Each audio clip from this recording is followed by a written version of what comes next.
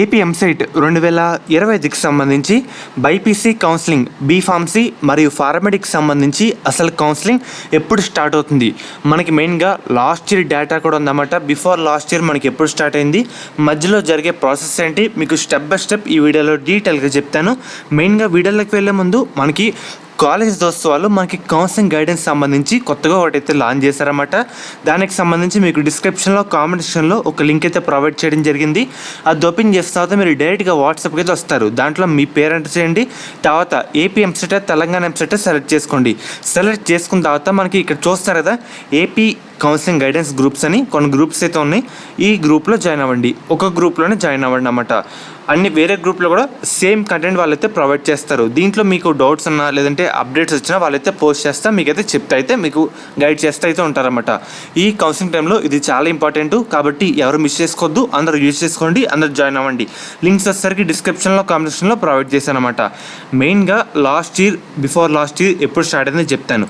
2024 సంవత్సరంలో మనకి BiPC counselling November 28వ తారీఖున మనకి స్టార్ట్ అయితే కావడం జరిగింది. 2023 సంవత్సరంలో అక్టోబర్ 30న మనకి బీఫార్మసీ ఫార్మడీ కౌన్సిలింగ్ అయితే స్టార్ట్ అయితే కావడం జరిగింది.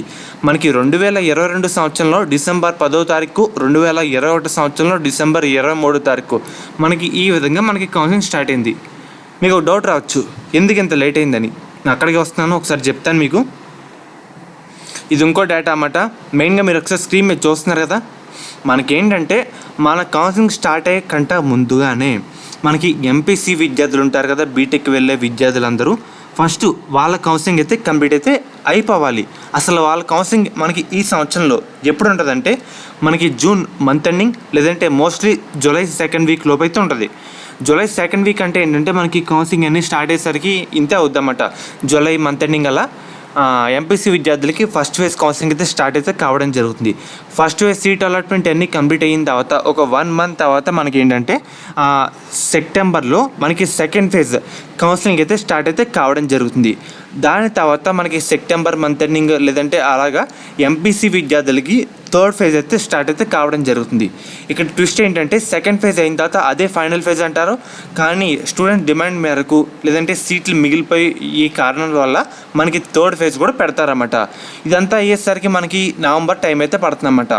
మనకి మనకి చెప్తాను అక్టోబర్ ఎండింగ్ లేదంటే నవంబర్ స్టార్టింగ్లో మనకి బైపీసీ బీఫార్మసీ మరియు ఫార్మడీకి సంబంధించి కౌన్సిలింగ్ అయితే స్టార్ట్ అయితే కావడం జరుగుతుంది. ఇది పక్కా.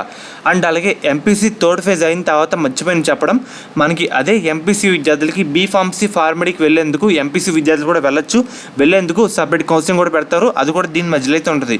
అది కంప్లీట్ అయిన వెంటనే బైపీసీ బీఫార్మసీ ఫార్మడీకి సంబంధించి మనకి కౌన్సిలింగ్ స్టార్ట్ అవుతుంది.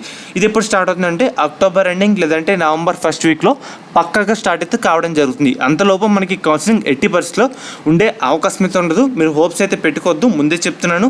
మనకి ఇదంతా తతంగా అయ్యేసరికి అక్టోబర్ మంత్ లేదంటే నవంబర్ అలా టైం అయితే పడుతుందన్నమాట. ఈజీగా చెప్తున్నాను ఎందుకంటే ప్రతి సంవత్సరం అదే.